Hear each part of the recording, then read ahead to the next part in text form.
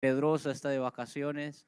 Hay otras familias que están de vacaciones y además de eso también yo sé que algunas personas que todavía no han podido dominar sus pasiones se quedaron viendo el juego de fútbol.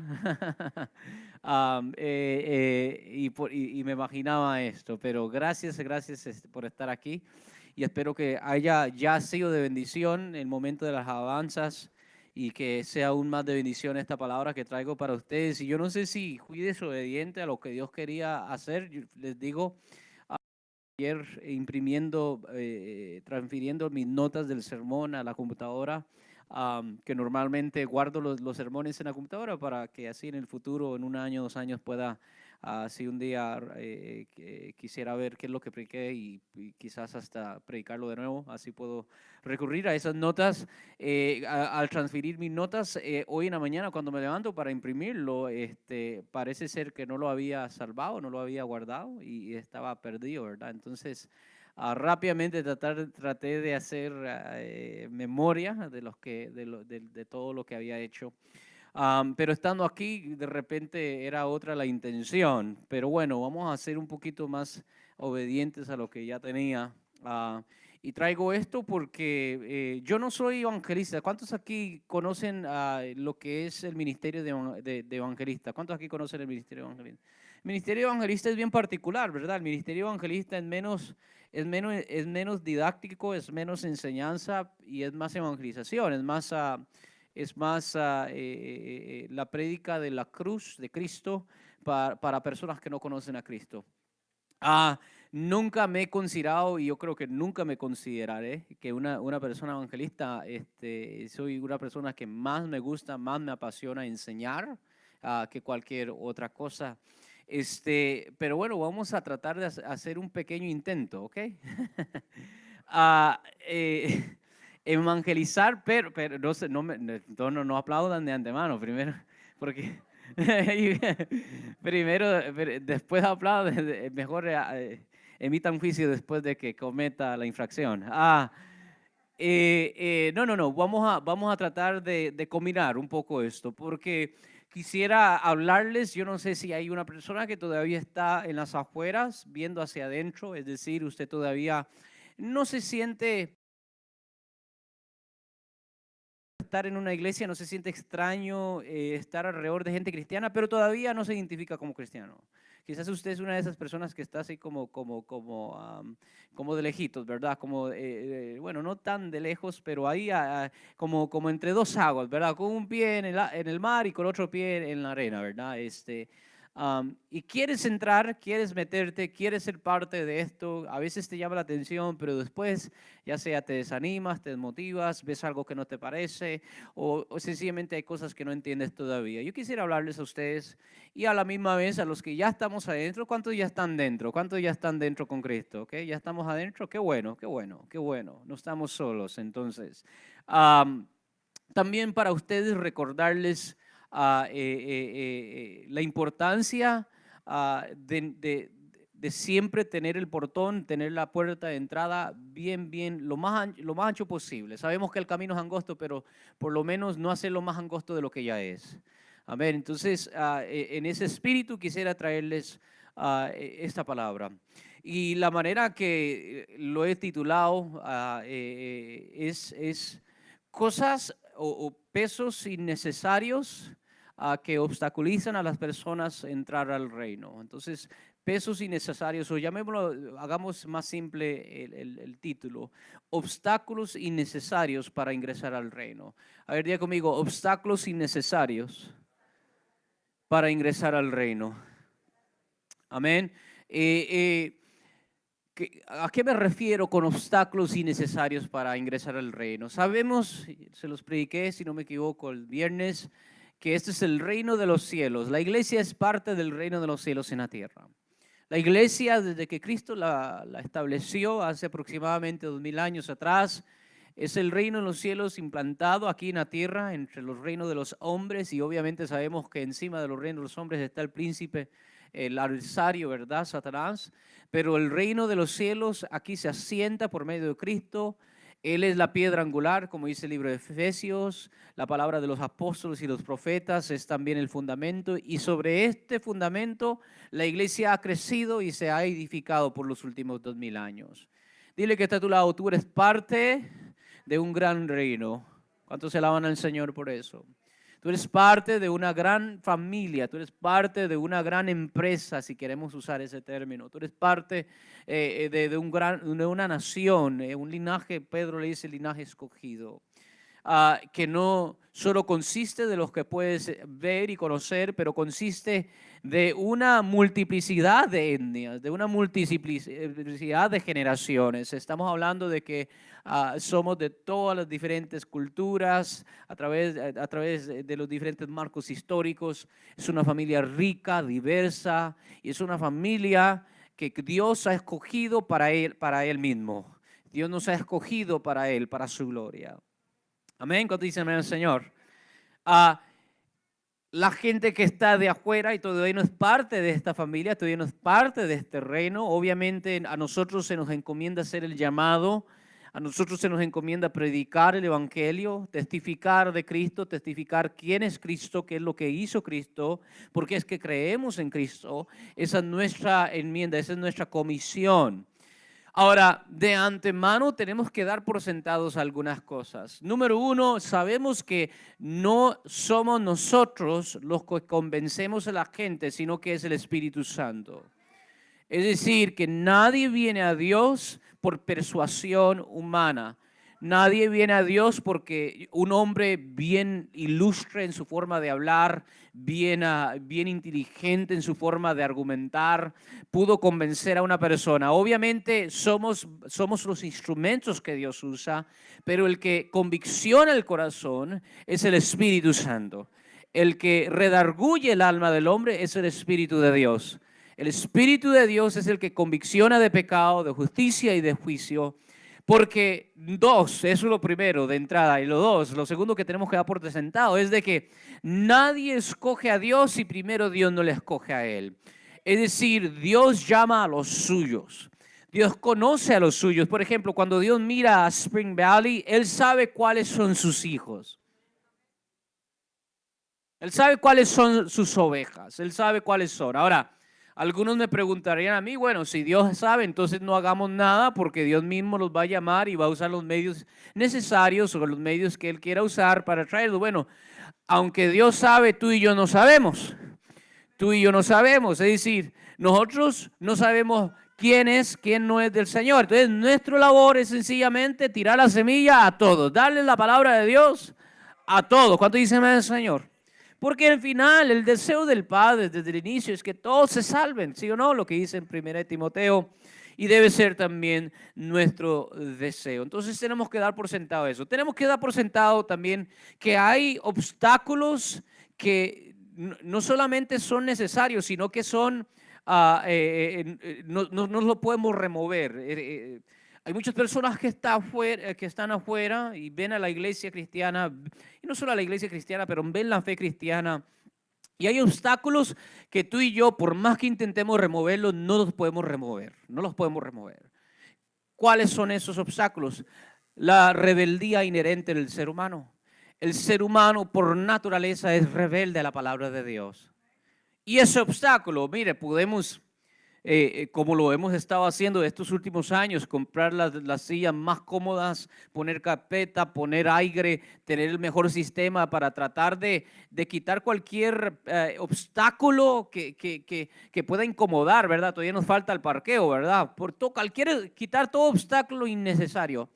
Pero por más que acomodemos la vía para que puedan venir y entrar y escuchar la palabra de fe y recibir la palabra de fe, el hombre por naturaleza humana es rebelde, es desobediente. Eso éramos nosotros. ¿Cuántos dicen amén? Amén. Es decir, que nosotros por nosotros mismos nos rebelamos, tenemos esa inclinación, esa tendencia, lo que el Pablo llama la caída, ¿verdad? De Adán. Después de Adán, todos hemos sido tachados y venimos con esa semilla de pecado. Entonces, eso no podemos remover.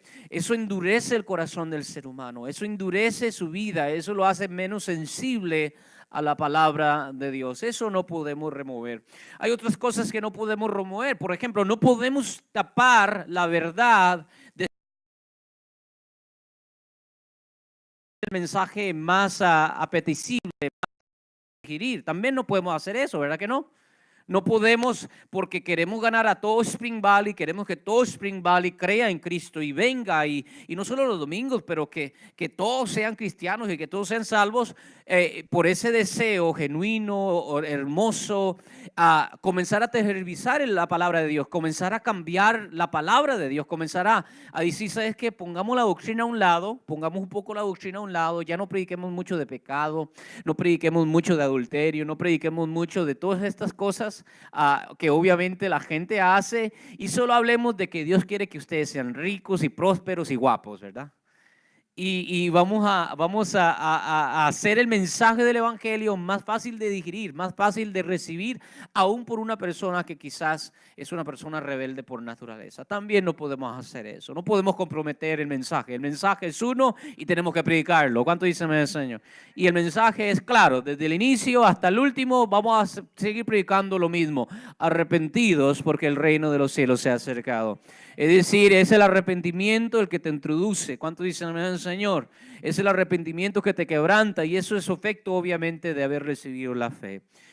Y por último, no podemos remover el peso de la incredulidad o el obstáculo de la incredulidad. Es decir, que sabemos que nadie se acerca a Dios si no es por medio de la fe, ¿verdad? Nadie se acerca a Dios sino por medio de la fe.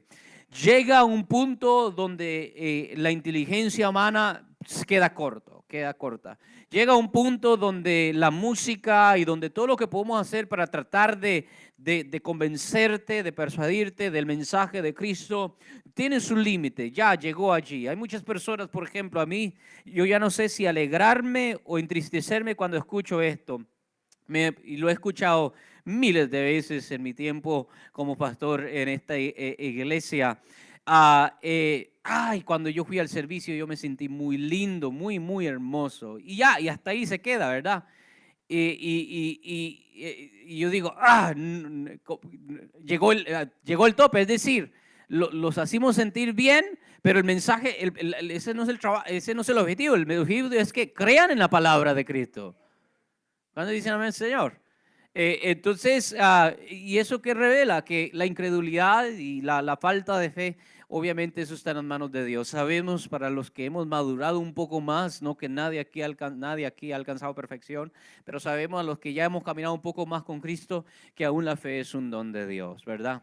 Que aún la fe es un regalo, es un obsequio de Dios, Dios la da y nosotros no la tenemos por nosotros mismos.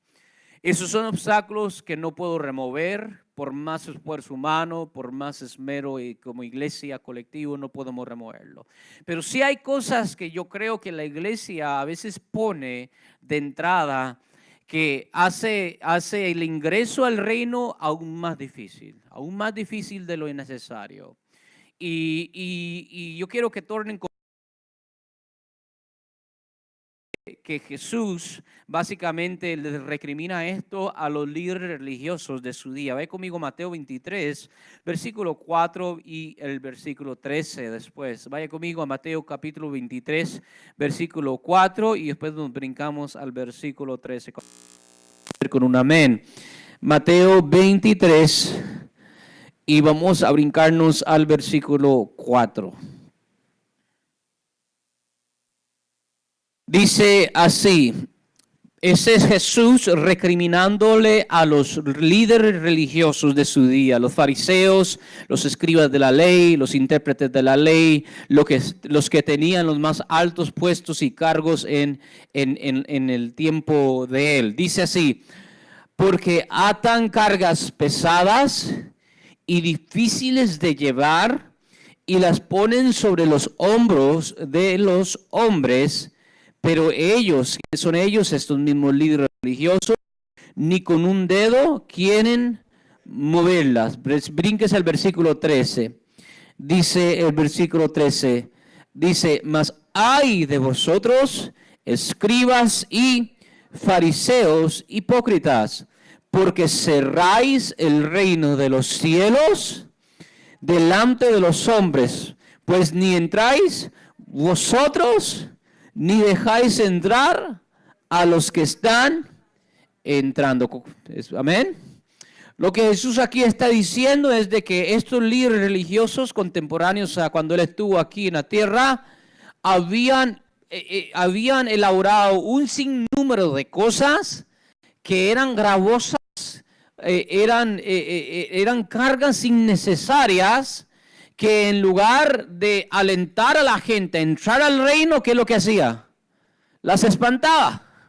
Las ahuyentaba. Entonces, y Jesús les incrimina a los líderes esto. Y bueno, y entrando de lleno, partiendo de este primer versículo, vamos a Colosenses capítulo 2 para ver a qué es lo que realmente se está refiriendo, no solo Jesús, pero los apóstoles. Colosenses capítulo 2, vaya conmigo a Colosenses capítulo 2 y brínquese al versículo 8 y después nos brincamos al versículo 20 hasta el 23. Colosenses capítulo 2, versículo 8. Cuando tengan, déjenmelo saber con un amén. Dice, mirad que nadie os engañe por medio de filosofías y huecas sutilezas, según las tradiciones, ¿según qué? Según las tradiciones de los hombres. Diga conmigo, tradiciones de los hombres. All right, bien importante ese concepto, ahorita lo vamos a ahondar un poco. Conforme a los rudimentos del mundo y no según Cristo. Brínquese al versículo 20 y al 23. Vamos al 20, ¿lo tienen? Pues si habéis muerto con Cristo en cuanto a los rudimentos del mundo, ¿por qué como si vivierais en el mundo os sometéis a preceptos como los tales? No manejes, no gustes, ni aún toques, en conformidad a mandamientos y doctrinas de ¿quiénes? ¿De quiénes? De hombres, ¿verdad? Que vimos anteriormente en el versículo 8, que habla de las tradiciones de los hombres, los rudimentos del mundo. Dice, versículo 23, tales cosas, ¿qué tales cosas? Los mandamientos y doctrinas del hombre, ¿verdad? Tales cosas, ¿qué es lo que dice? Tienen a verdad cierta reputación de sabiduría en culto voluntario. Esa palabra es clave. En humildad y en duro trato del cuerpo, pero no tienen valor alguno contra los apetitos de la carne. ¿Qué es lo que está diciendo? ¿Qué es lo que Jesús le estaba recriminando a los líderes religiosos de su día?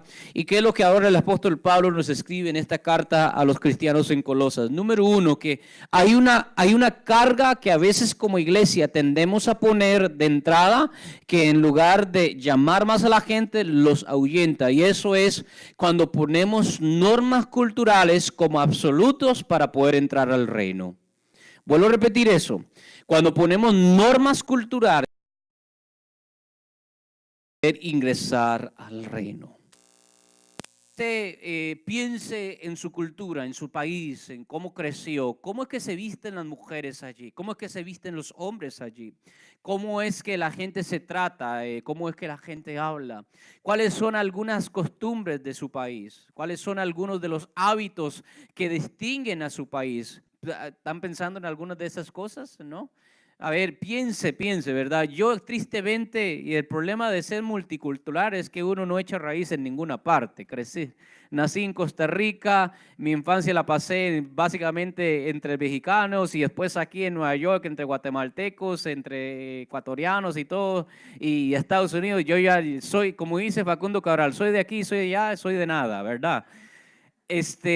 Soy de todo, soy de nadie. Pero me imagino que si usted creció en una cultura particular, con un dialecto particular, con una costumbre particular, digamos las mujeres hacían algo muy particular, los hombres hacían algo muy particular, de repente los hombres tenían funciones muy, muy distintas, las mujeres muy, muy distintas. Cuando el evangelio viene a nuestras vidas, el evangelio no borra nuestras culturas siguen igual. Si usted es, por ejemplo, un chileno y se convierte a Cristo, no significa que usted deja de ser chileno. Como al igual, si usted es mexicano, si usted se convierte a Cristo, usted no deja de ser mexicano. Como cuando usted es americano, norteamericano, bueno, todos somos americanos realmente, pero cuando usted es estadounidense, no significa que si usted se convierte, usted deja de ser estadounidense. Es decir, la cultura se queda. Pablo lo pone de esta manera. Si entraste judío a Cristo, quédate griego. Ahora, ¿qué significa eso? No solo está hablando de dónde es que nacimos, sino que cuáles son las costumbres y las tradiciones que me identifican a mí y mi cultura. Obviamente la cultura y la etnia de un judío es muy distinta a la cultura y a las costumbres de un griego. No son las mismas. Puede ser que las diferencias son tanto en dieta, que es lo que comen, tanto en vestimenta, tanto en las regulaciones, digamos, la ética, esas reglas que no se hablan, ¿verdad? Esas reglas que sabemos que son parte de nuestra tradición. ¿Qué es lo que pasa? El problema no es eso, más bien eso es hermoso, eso habla de la riqueza de nuestro Dios, que Dios es un Dios que le gusta la diversidad. A nuestro Dios, Dios no quiere que todos seamos parejos. Dios no quiere que todos nos vistamos igual, hablemos igual, pensemos igual en todas las cosas. Hay cosas que todos tenemos que estar en unanimidad, ¿verdad? Pero en términos culturales, Dios mismo hizo tanto al chapín como al mexicano, como al tico. ¿Cuántos alaban al Señor por eso? Como al chino, como al japonés, etcétera. Y ahí de una vez se manifiesta la riqueza de Dios, así como se manifiesta en la creación cuando vemos toda la diversidad del reino animal. El problema está cuando, digamos, el tico le dice al mexicano, si tú quieres ser cristiano, tú tienes que ser como yo. O cuando el chapín le dice al ecuatoriano, si tú quieres ser cristiano, tú tienes que ser como yo. ¿Verdad? O cuando el inglés, el europeo, ¿verdad? O el alemán le dice al latino, no, si tú quieres ser verdaderamente cristiano, tú tienes que ser como yo. Tú tienes que adoptar mis normas culturales. Y ese es un peso innecesario que desalienta a muchas personas de querer entrar al reino de los cielos. Y eso es lo que los fariseos hacían, que sus tradiciones de hombres, por ejemplo, semejante a esta, la tradición judía en ese tiempo era que si usted comía, usted tenía que lavarse las manos. Ahora, algunos dirían, qué raro, yo también, nosotros, eso es higiene, eso. No, ellos no tenían esa tradición por motivos de limpieza, ellos tenían esa tradición por motivos supersticiosos. Y todas las culturas tienen sus propias supersticiones. Yo he escuchado de locuras de algunas culturas, y eso qué pasó, ¿verdad? Pero bueno, me jequeo, ¿qué hago? Porque yo también. Pero ellos Jesús, si usted va a comer, primero límpiese las manos porque de repente en el trajín del día usted tocó algo que estaba endemoniado o estaba inmundo. Algo que estaba inmundo. Entonces esa inmundicia se transfirió a su mano y al usted agarrar sus manos, porque antes no había tenedores, no había, ¿cómo se dice? Cutlery, no había nada, utensilios de eso, ¿verdad? Antes se comía, ¿verdad? Así a la mano, como algunos de ustedes todavía comen. Cultura. ¿Verdad? Y entonces, ¿qué es lo que ellos pensaban? Que si usted con la mano sucia, inmunda, tocaba su boca, ¿qué es lo que estaba pasando? Se estaba endemoniando, usted se está volviendo inmundo completamente. Y entonces, un día Jesús, precisamente un día sábado, para quebrar otra tradición, que el día sábado, para según los judíos, no se puede hacer nada, ningún labor, ¿verdad? Para los que trabajan con judíos, aquí ustedes saben que porque eso es ya labor, eso es trabajo. Jesús un día está ahí con sus discípulos y los discípulos tienen hambre. ¿Qué hacen los discípulos? Se les olvida lavar las manos. Se les olvida lavar las manos. ¿Y qué es lo que hacen estos religiosos? ¿Qué es lo que hacen? Ándalo. si estos son realmente estudiantes, discípulos de este rabino que se llama Cristo, Jesús, etcétera, ¿verdad? ¿Cómo que este escándalo? Y Jesús le recrimina, ¿verdad? Jesús le recrimina, mire, no es lo que entra por la boca que hace inmundo al hombre, sino que es que lo que sale, porque lo que sale del corazón, y del corazón salen los adulterios, los homicidios, todos los malos pensamientos, ¿verdad? ¿Qué es lo que hace Jesús? Lo que Jesús está haciendo es que está poniendo las cosas en orden. No está diciendo que la cultura, no les está diciendo no se laven las manos. Esa costumbre está bien. Eso no es lo importante. Lo que está diciendo es que no hagan de una tradición una ley de Dios.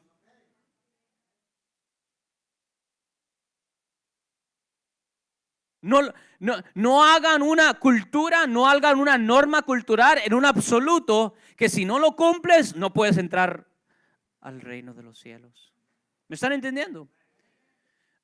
Pensemos solo en los cambios culturales que han pasado estos últimos 100 años. Por ejemplo, muchos de nosotros aquí, el hombre tiene que vestirse con un saco, especialmente si es un pastor. Y mire, hoy estoy bien ensaquetado, hoy estoy bien espiritual. Hoy estoy bien espiritual. El pastor tiene que venir con saco. Bueno, si Pedro estuviera vivo, él viniera aquí con un vestido.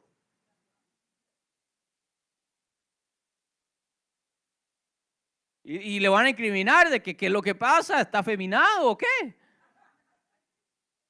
Sí, porque él viniera en un vestido básicamente y obviamente con ¿cómo que le llaman eso? Ahora, imagínense que en ese entonces los cristianos digan, para usted ser cristiano usted tiene que vestirse con este vestido semejante. ¿Verdad que fuera loco, fuera un poquito absurdo? Ahora, los principios no cambian. ¿Y cuál es el principio? Pudor y modestia. ¿Lo dije bien, modestia o modestia? Gloria a Dios. Ese principio no cambia, independiente cuál sea el contexto cultural y histórico. Uno tiene que ser pudoroso, modesto en su forma de vestir. Pero cómo se interpreta eso depende de la cultura.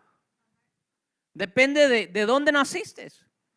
Y lo peor que podemos hacer es agarrar nuestra cultura y decir, este es el evangelio. Es decir, el evangelio de Cristo es mi cultura. Volvemos a Cristo, chapín. Volvemos a Cristo, tico. Volvemos a Cristo, norteamericano. No. Cristo está encima de todas esas cosas. ¿No te dicen el Señor? Por ejemplo, yo les pude haber traído un video hoy. ¿Sabe a dónde es que más la iglesia está creciendo? Aún más que en Centroamérica, en África ahorita. La iglesia de Cristo está expandiéndose increíblemente. Se están abriendo iglesias a los miles, ¿verdad?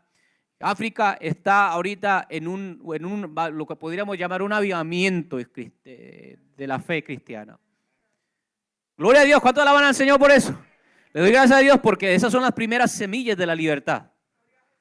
Esas son las primeras semillas que abonan el terreno para que en 50, 100 años África ya no sea lo que la gente piensa de África, sino que sea algo hermoso, que sea algo deseable. Buenas ciudades, buenos países.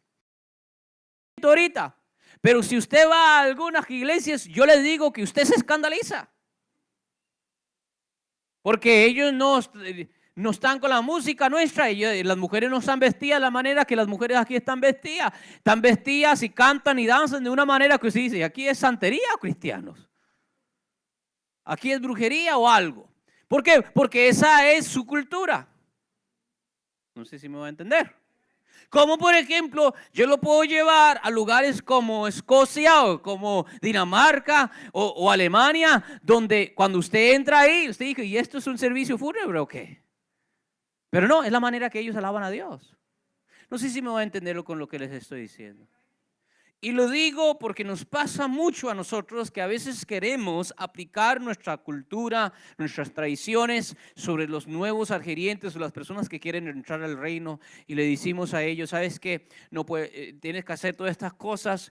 Y cuando analizamos bien, nos damos cuenta que es lo que precisamente Pablo habla en Colosenses, que son puros rudimentos del hombre, son tradiciones del hombre como no manejes, no gustes, ni aun toques, que todas parecen, o es decir, dan una apariencia de virtud, porque ¿qué es lo que hacen? Limpian el vaso por afuera,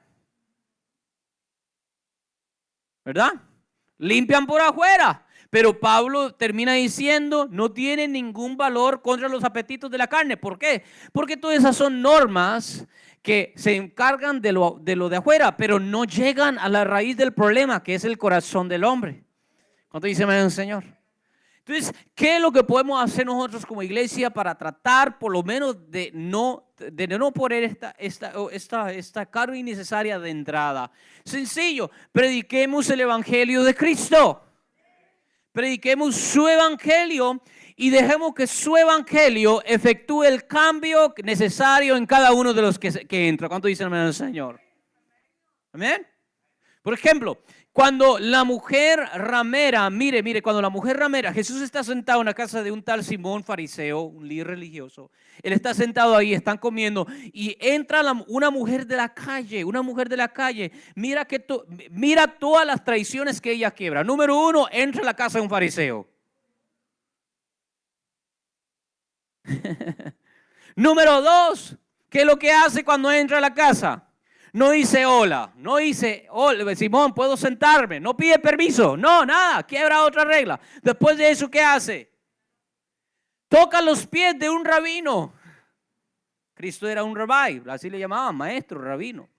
Toca los pies y los juega con sus lágrimas. Imagínense todas las normas culturales que esta mujer, se me olvidó otra, en ese entonces las mujeres y los hombres, y todavía entre los judíos, usted ve que la escuela de las mujeres es una y la escuela de los hombres es otra. Una mujer casada, digamos, no te va a dar la mano a ti, ¿verdad? ¿Verdad que no?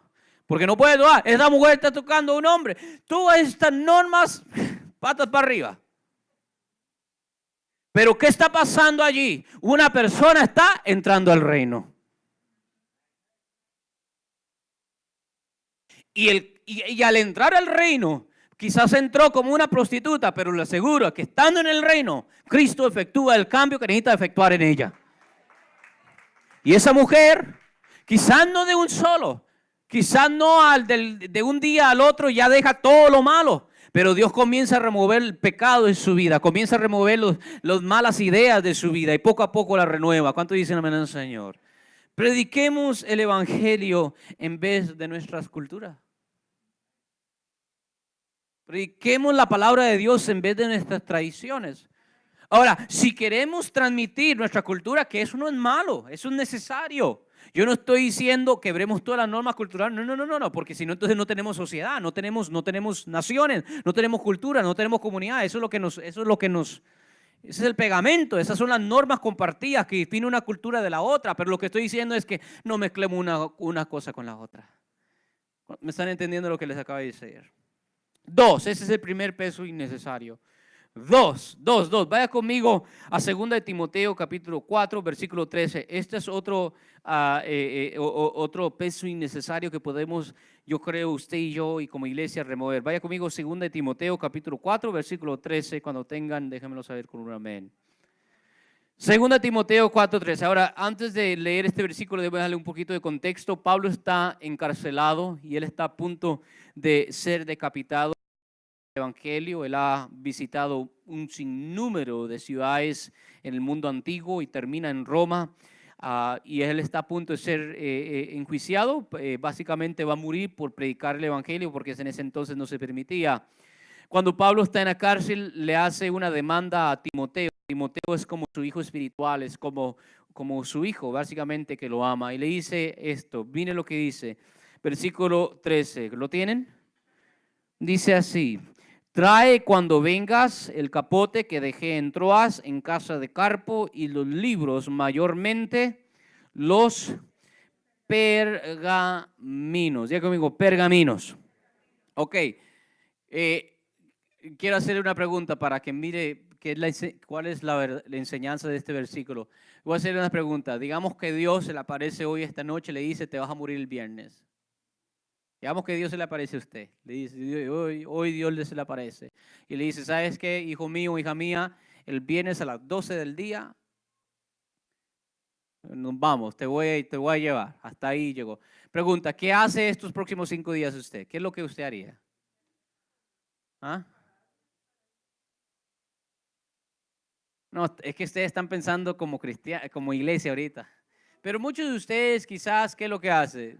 Llama fuera del trabajo. ¿Cuántos seguirán trabajando? ¿Verdad que no? Es que ustedes están pensando ahorita todavía así como qué es lo que le va a sorprender al pastor, ¿verdad? Voy a orar más. No, usted va a dejar de trabajar, ¿verdad? Usted va a pasar más tiempo con la familia. ¿Verdad que sí? ¿Va a pasar más tiempo con la familia? Yo creo que ni duerme para estar con la familia lo más posible, ¿verdad? Con sus hijos, con su familia, etcétera. Pablo está a punto de morir y él está pensando ¿en qué? En leer, en leer, en leer, ¿verdad? Pergaminos, varios pergaminos. Y acuérdense que en ese entonces todavía no existía el Nuevo Testamento. Obviamente él está estudiando muchas diferentes cosas, ¿verdad? Él está, y es casi como preguntarle al pastor Pablo, pero Pablo, ¿qué vas a comprender en estos últimos 5 días que tienes? ¿Cómo eso te va a ayudar en estos últimos 5 días? Ahora, lo que les estoy tratando de resaltar aquí es un segundo, y estos hermanos quizás no apliquen mucho para nosotros ya los más adultos, y me pongo allí, aunque soy más joven que adulto, ¿verdad?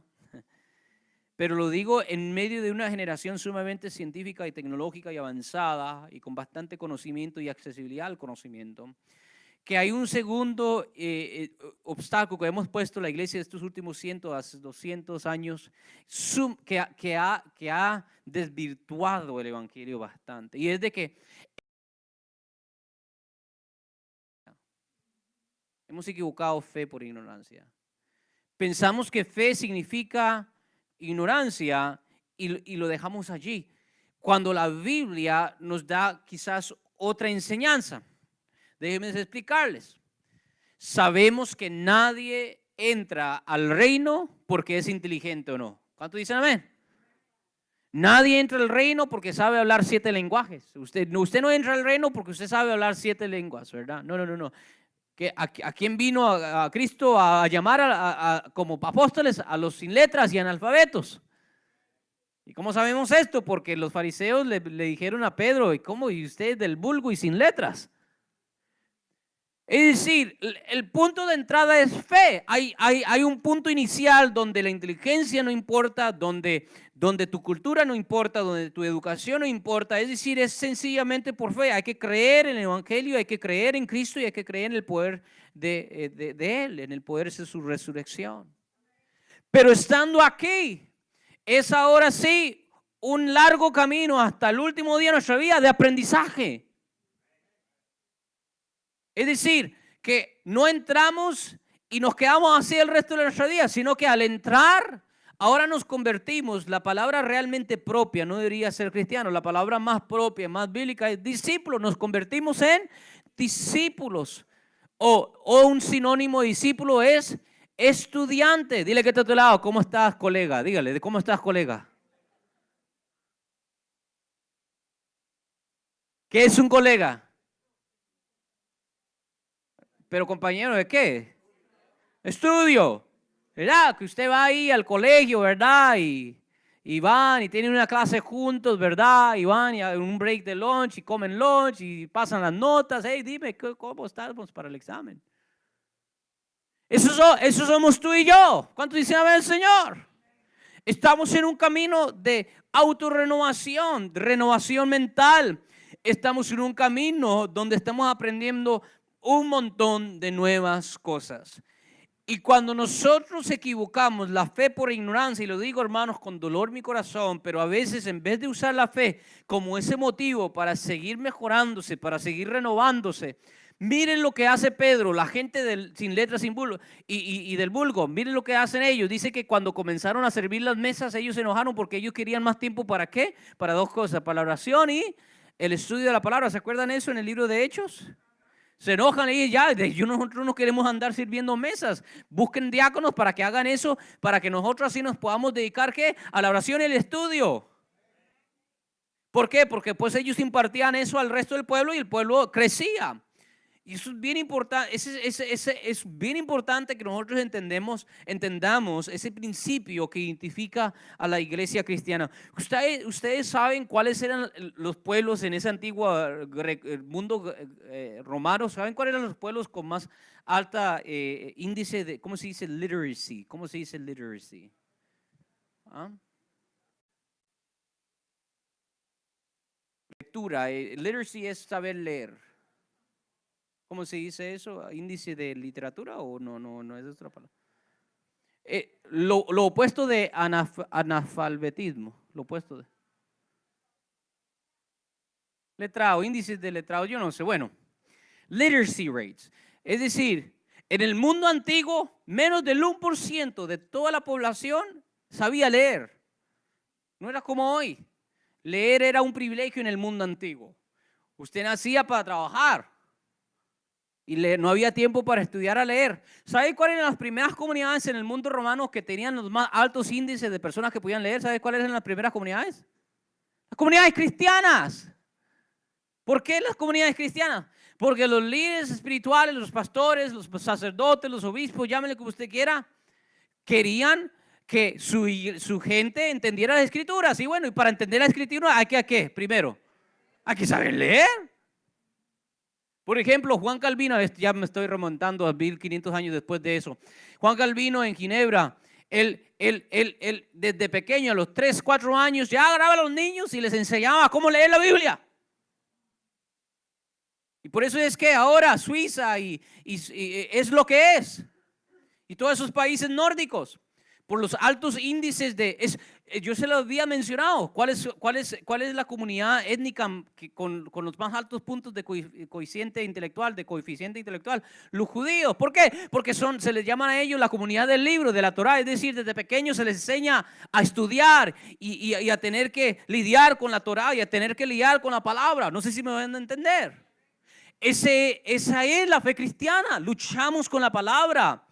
Interactuamos con ella, pensamos críticamente de ella, dejamos que ella nos quebrante cualquier falso paradigma que tenemos. Y eso es lo que Pablo aquí está enseñando. Y cuando equivocamos ser cristiano por ser ignorante, entonces lo que terminamos haciendo es desvirtuando el evangelio. Lo desvirtuamos. Ahora, no significa que todos tenemos que ser doctos, pero significa que ese es el espíritu y ese es el deseo, que todos podamos seguir creciendo donde Dios quiere llevarnos. ¿Cuánto dicen, Señor? Entonces, bien importante. Ahí mismo en 1 Timoteo, no lo tiene que abrir, pero en 1 Timoteo, en su primera carta, capítulo 1, versículo 7, dice que algunos queriendo ser doctores de la ley sin entender lo que hablan ni lo que afirman.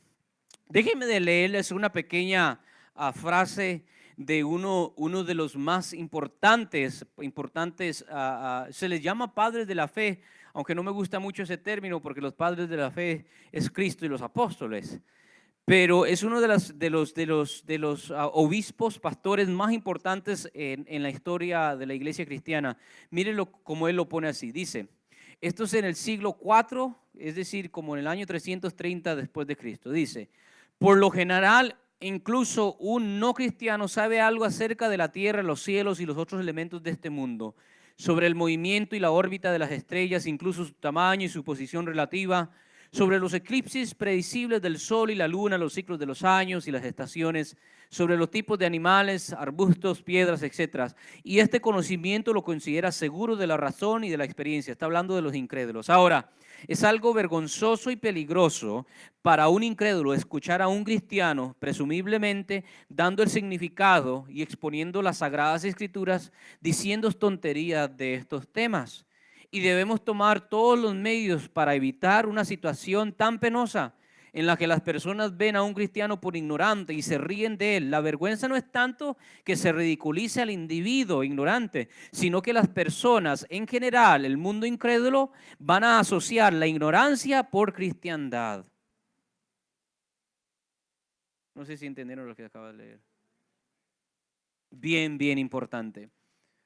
Lo que ahí nos está diciendo a él es de que Dios no solo nos ha dado la fe para entender las cosas. Dios nos ha dado, por ejemplo, ahorita aquí es lo que usted está usando para tratar de entender todo lo que le estoy dando.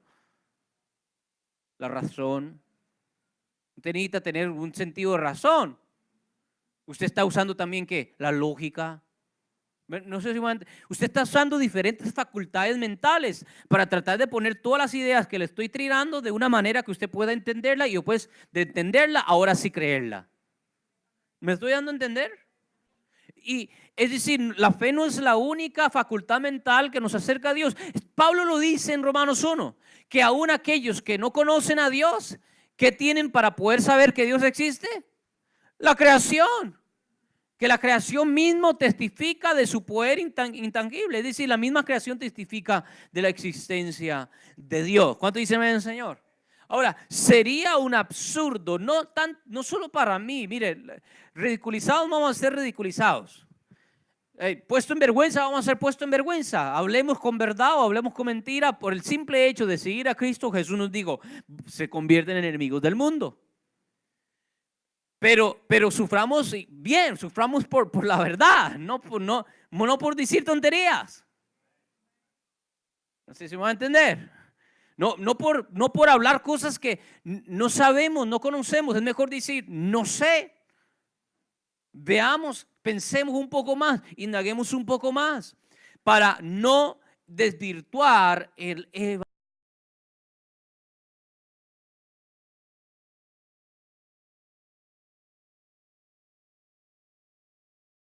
Algo que se usa para tratar de siempre ponernos en cara que nosotros los cristianos somos unos analfabetos, unos ignorantes, fue que por más de 100 años, no solo la Iglesia Católica, pero también los primeros rasgos del protestantismo se opusieron al modelo Copérnico, de Copérnico, ¿verdad? El modelo, el modelo heliocéntrico. Es decir, que por mucho tiempo se pensaba que la Tierra estaba en el medio y que el Sol revolucionaba alrededor de nosotros. ¿Verdad que sí? En el mundo antiguo se pensaba así. ¿Y de dónde agarraron eso? De varias ideas, pero más que todo cuando Josué le dice a Dios, ¿qué es lo que Josué le pide a Dios cuando está peleando? Deténme el sol. Y dice que el sol se detuvo, ¿verdad? Entonces, lógicamente, uno puede decir qué es lo que se mueve y qué es lo que no se mueve. Si el sol se detuvo, significa que el sol es el que se está moviendo alrededor de la Tierra y no la Tierra alrededor del sol, ¿verdad? Entonces, por milenios la gente pensaba así. Cuando inventan los telescopios y ve, y Copérnico, y después más adelante, 100 años después Galileo, ve cómo el movimiento de las estrellas, el movimiento de las constelaciones, ve el movimiento de los planetas, se da cuenta, no, el sol está en el medio y nosotros somos los que estamos revolucionando alrededor. ¿Y qué es lo que pasa? En vez de decir, wow, qué bueno, gracias por el avance, gracias por informarnos, ¿qué es lo que hace? Hereje, hay que atarlo a la hoguera. No sé si me voy a entender lo que acaba de decir. Y entonces, el problema no es solo para Copérnico o Galileo, el problema es para toda la fe cristiana. Entonces, usted y yo somos representantes de Cristo. Entonces, tenemos que estar seguros que cuando vamos a hacer una afirmación, lo estamos haciendo con sabiduría. Con sabiduría. ¿Cuánto dice amén, Señor?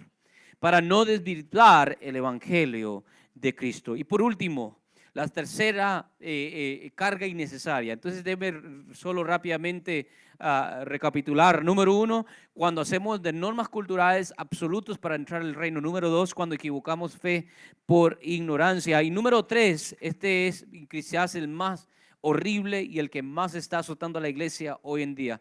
Cuando comercializamos la fe cristiana, cuando hacemos mercadería de la fe cristiana. Eso es una obra, eso es un obstáculo que cuando la gente está de afuera a veces no quiere ni siquiera entrar. No quiera ni siquiera entrar. ¿Por qué? Porque tiene una mala idea de que si yo entro a la iglesia y si me hago cristiano, lo único que me van a pedir es dinero, ¿verdad? Y solo dinero. Realmente ellos no están interesados en mi alma, ellos no están interesados en mi bien, ellos no están interesados que yo tenga una relación con Dios. No, lo que ellos están interesados es en mi bolsillo, en mi billetera, en mi cartera, etc. La comercialización de la cristiandad ha desvirtuado bastante nuestra fe como cristianos. Y Pedro nos lo anticipa y nos lo predice cuando él escribe en 2 de Pedro capítulo 2, versículo 1 al 3, escuchen. Pero hubo también falsos profetas en el pueblo, como habrá entre vosotros falsos maestros, que introducirán encubiertamente herejías destructoras, y aún negarán al Señor que los rescató, atrayendo sobre sí mismos destrucción repentina. Mire lo que dice. Y muchos seguirán sus disoluciones, es decir, sus tonterías, sus delirios. Dice, por causa de los cuales el camino de la verdad será blasfemado. ¿Escucharon eso ahí? Es decir, porque ellos van a hacer toda esta locura. ¿Qué es lo que es desvirtuado? El camino de la verdad. ¿Y cuál es el camino de la verdad? Cristo, el Evangelio. Dice, y por avaricia, diga conmigo, avaricia. ¿Qué es avaricia? Deseo desmedido de hacer dinero, ¿verdad? Un amor, una pasión por hacer dinero. Avaricia, dice, y por avaricia harán mercadería de vosotros con palabras fingidas. Es decir, van a hacer mercado con ustedes, pero obviamente no les va a decir de entrada, yo quiero tu dinero, no, lo que ellos van a decir, mira, si tú quieres que Dios te dé un carro, dame $500 y lloro por ti. Palabras fingidas, hasta eso ya es muy descarado, lo hacen mejor que eso. Dice, sobre los tales ya de largo tiempo la condenación no se tarda y su perdición no se duerme. Ahora, a mí no me interesa estas personas, estos mercaderes del evangelio. A mí no me importa. ¿Por qué? Porque en toda generación siempre va a haber falsos maestros. Eso no me importa. El problema es, lo que me duele a mí es de que por esos sufrimos ¿qué? Todos. Por esos televangelistas que siempre andan pidiendo dinero, sufrimos ¿quiénes? Toda la iglesia, porque tú dices la imagen que la gente de afuera tiene de todos nosotros. Y eso es lo que está diciendo aquí el apóstol Pedro, que dice que por causa de los tales el camino de la verdad, es decir, el evangelio puro, no adulterado, será blasfemado. Es decir, será desvirtuado y la gente de afuera va a hablar mal de él. La comercialización de la fe cristiana ha desvirtuado y ha puesto un gran obstáculo para que mucha gente que de otra manera entraría, no entre. Y esto es bien importante que nosotros tratemos de remover esto lo más que podamos. ¿Cómo lo podemos remover? Número uno, y me gusta, digamos, esa palabra que vino a traer hoy nuestra hermana Brenda antes de reclutar las ofrendas y los diezmos.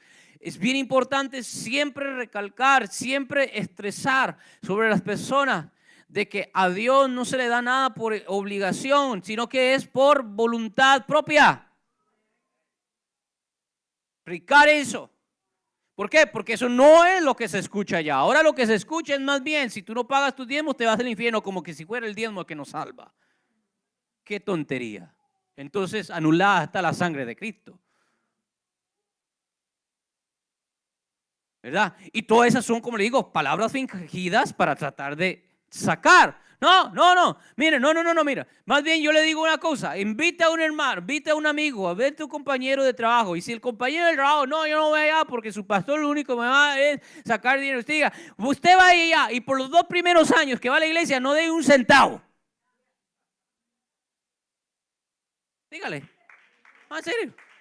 Dígale. No, venga a la iglesia y por 2 años, mira, hasta escrito lo hacemos y el pastor lo firma. Por 2 años yo ni un centavo doy a esta iglesia. Pero venga a la iglesia, escuche la palabra de Dios. Escuche el evangelio. ¿Me están entendiendo lo que le estoy diciendo? Pero eso no es el enfoque hoy en día. Por ejemplo, en 2001, un gran... Dice que hoy todo el mundo sufre de apostolitis.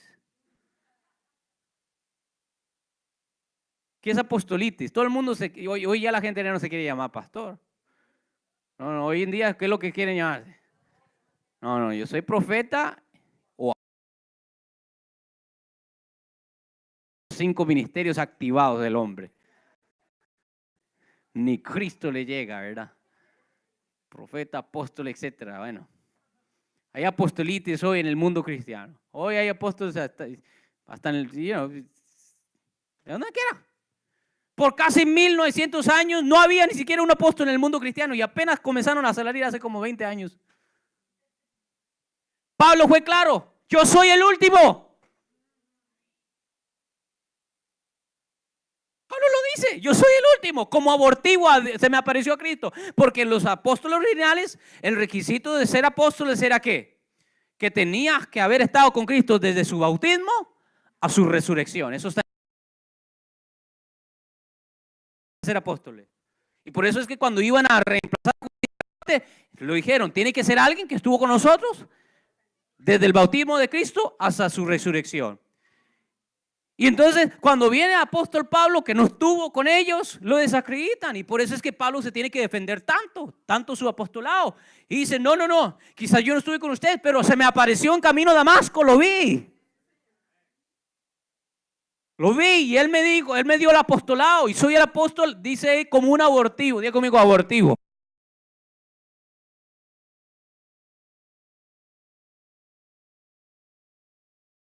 Abortivo.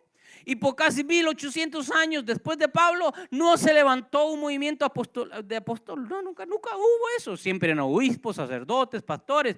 Y en los últimos 30 o 40 años el apóstol está hasta la vuelta de la esquina.